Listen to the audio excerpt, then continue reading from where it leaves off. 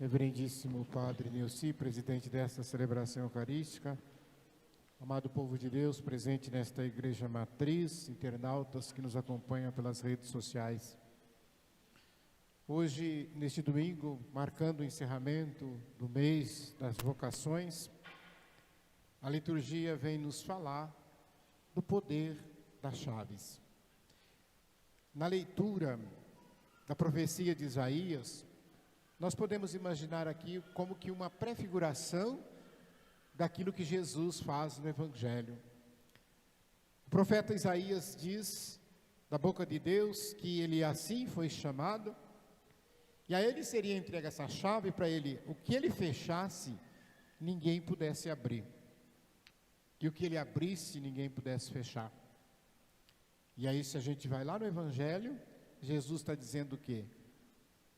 Para São Pedro, o que tu ligares aqui, será ligado lá no céu.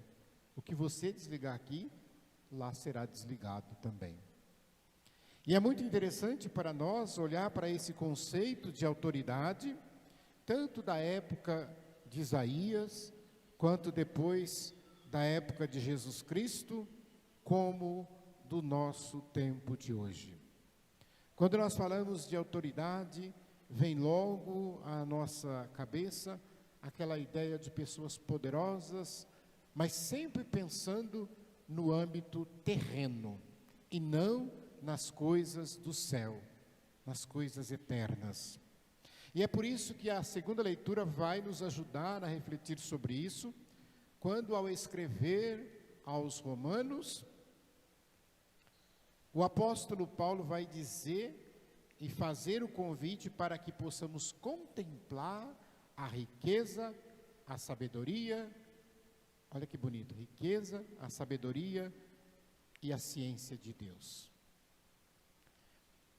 Não do mundo, porque a sabedoria do mundo é aquele conhecimento das coisas terrenas, é saber geografia, é saber matemática, é saber física, é saber química, um monte de coisa.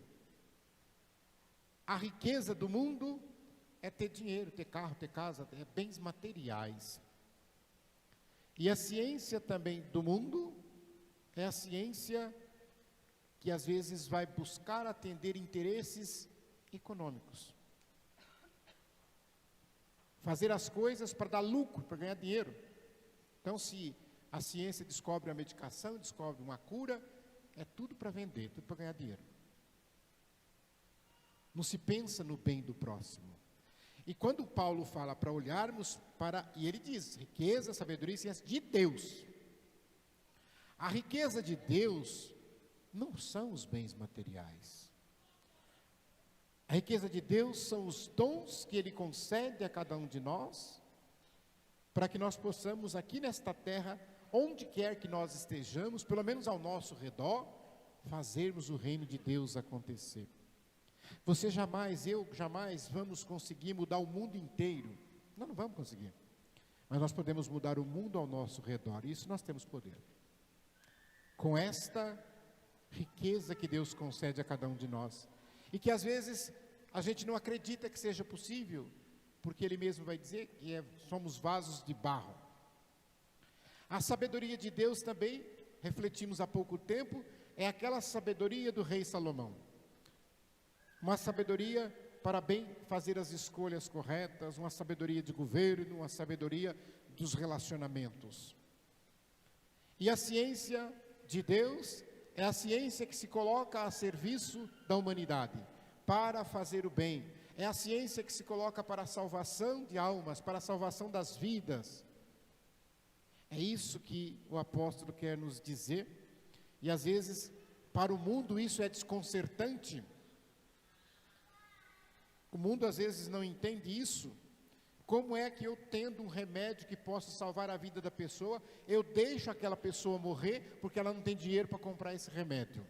E eu tenho o remédio. Como é que explica isso? É o interesse econômico. Eu lembrava aqui, nós tivemos no Brasil um tempo atrás, a quebra das patentes, né? Porque antigamente o laboratório descobriu uma fórmula de medicina e ele ficava dono da fórmula, não passava para ninguém, e ninguém podia fazer, ele punha o preço que ele queria. Então, graças a Deus, conseguiu se quebrar as patentes, por isso que tem genérico hoje, que é o princípio ativo é o mesmo, e que atende um monte de pessoas que talvez não tivessem condições de adquirir a fórmula original. Nós devemos também entender quando Paulo diz isto, para nós não queremos dominar as pessoas, achando que temos poder sobre elas, e às vezes o que é pior, tem gente que acha que tem poder sobre Deus, quer colocar Deus ao seu serviço, é como se Deus fosse uma marionete na minha mão, eu mexo os dedinhos e Deus faz o que eu quero. Isso não é correto. Esta fé não é uma fé cristã que devamos professar. E no Evangelho, esta confissão de Pedro é encontrada em Mateus, Marcos e Lucas, ou seja, nos 3 evangelhos sinóticos. E quando Jesus pergunta, a primeira pergunta que ele diz é assim: o que dizem lá fora? O que estão falando quem eu sou? E realmente, naquela época havia aquela confusão toda de ressurreição, de reencarnação entre saduceus, fariseus, aquela encrenca toda. Então eles achavam que era João Batista que tinha voltado, que era Elias que tinha voltado. E aí Jesus, olhando para os apóstolos, ele faz uma pergunta para eles, e ele faz essa pergunta hoje para você e para mim. Jesus, olhando nos seus olhos, pergunta: quem eu sou para você? Quem é Jesus para você? E talvez você vá dar a mesma resposta que Pedro, uma frase bonita que está no Evangelho: tu és o Cristo, o Filho de Deus. Olha que bonito, né? Mas o que significa isso para você? Você está falando isso do seu coração, ou porque você decorou essa frase porque ela é bonita? E Cristo verdadeiramente é o Filho de Deus para você, no seu dia a dia, na sua vida? É Jesus quem está perguntando, é você quem está respondendo, e essa resposta, ela brota livremente do teu coração? Ou talvez, como muitos da época de Jesus, olhassem para ele como Messias, mas de uma forma messiânica, aquele que iria fazer as coisas dar tudo certo, aquele Jesus que iria tomar o poder, aquele Jesus que iria reinar, aquele Jesus que ia me dar cargo, aquele Jesus que ia fazer tudo que atendesse aos meus interesses. E às vezes hoje, nós também agimos da mesma forma, porque nós buscamos Jesus, porque queremos estar bem, buscamos Jesus. Quantas pessoas eu encontro, e a pessoa fala assim: eu preciso voltar à missa para ver se a minha vida melhora. Olha que absurdo. Você está vindo à missa aqui, é para a tua vida melhorar só? Então você não entendeu nada do Evangelho. As pessoas dizem: porque lá, eu vou lá porque a minha saúde não anda bem. Então a gente está buscando as coisas de Jesus, mas a gente não está buscando Jesus. Nós precisamos buscar Jesus, porque aí tudo que é dele vem em acréscimo. Imagine você, filho, imagine você, marido, o filho dizer assim: eu amo a minha mãe, o marido dizer: eu amo a minha esposa. A esposa: mas por que você ama? Porque ela faz uma comida gostosa, porque ela deixa a casa limpinha, porque ela lava minha roupa, passa como ninguém, porque ela é uma mulher prendada. Então você não ama coisa nenhuma, você está amando as coisas que ela faz. E essas coisas que ela faz, se você substituir, outra vai fazer, às vezes até melhor. Então quando você começa a amar somente as coisas de Deus, você começa a vir à igreja para buscar as coisas de Deus, toma cuidado que você pode trocar de Deus. Então você deve amar a sua esposa pelo que ela é, não pelo que ela faz. Você deve amar a sua mãe pelo que ela é, e não pelo que ela faz. Você deve amar a Deus pelo que Ele é, e não pelo que Ele faz na tua vida. Não com esses discursinhos de é vitória sobre vitória, é prosperidade, é saúde, é paz, é não sei o que, eu tenho tudo, eu não tenho problema algum porque Deus está comigo. Muito pelo contrário. O padre lembrava hoje, no homilia anterior, agora que estávamos na missa, ele falava: é a cruz, meus irmãos. Jesus nos oferece a cruz. E nós não podemos cair nesse discurso de Pedro, porque esse mesmo Pedro que disse: tu és o Cristo, o Filho de Deus vivo, do Deus vivo, é o Pedro que depois, quando Jesus começa a falar na sequência do Evangelho, que ele teria que abraçar a cruz, que ele seria preso, que ele iria morrer crucificado, e Pedro diz assim: nós não vamos permitir isso. E Jesus, olhando para Pedro, diz: afasta Satanás. Ele chamou Pedro de Satanás. E às vezes nós agimos da mesma forma, quando de repente nós estamos todos piedosinhos aqui dentro da igreja, e aí a hora que a missa acaba a gente sai lá fora e vira um leão, xinga palavrão, desrespeita os outros, faz gestos obscenos no trânsito, vai comprar o refrigerante do almoço agora, o caixa do supermercado volta R$2 a mais, e você enfia no bolso e não devolve para ele. Ali você está negando Jesus, ali você está fazendo, e ali se Jesus estivesse diante de você, ele diria para você: afasta de mim, Satanás. Porque isso não é papel, isso não é o modo de agir do verdadeiro cristão. Então a gente precisa tomar cuidado com essas coisas. Então se nós olhássemos, imaginem vocês, se tivesse um marqueteiro na época de Jesus, né, o cara que fosse fazer a propaganda de Jesus, da salvação, da fé, e Jesus dissesse para o marqueteiro: faz aí um post para o Facebook, faz aí um vídeo para o YouTube, e coloca aí que eu vou ser preso, coloca aí que eu vou apanhar, coloca aí que vão me pregar na cruz, e coloca aí que todo mundo que me seguir também vai passar por isso. O marqueteiro ia falar o que para Jesus? Você é louco? Ninguém vai te seguir. Nós não podemos colocar isso aqui. Vamos colocar coisas bonitas, coisas belas. E aí Jesus não vai aceitar, porque Jesus diria para o marqueteiro: eu sou a verdade. Então a nossa igreja é a igreja da verdade, porque ela é a igreja de Cristo. E a prova desse evangelho, nesse diálogo com Pedro, imaginem vocês, Pedro, uma pessoa não muito estudada, uma pessoa sem posses econômicas, uma pessoa sem influência política alguma, foi chamado por Jesus, negou Jesus 3 vezes. Quem imaginaria que Pedro sairia da Galileia, sairia de Israel? Pobretão, vai morrer aqui, vai enterrar aqui.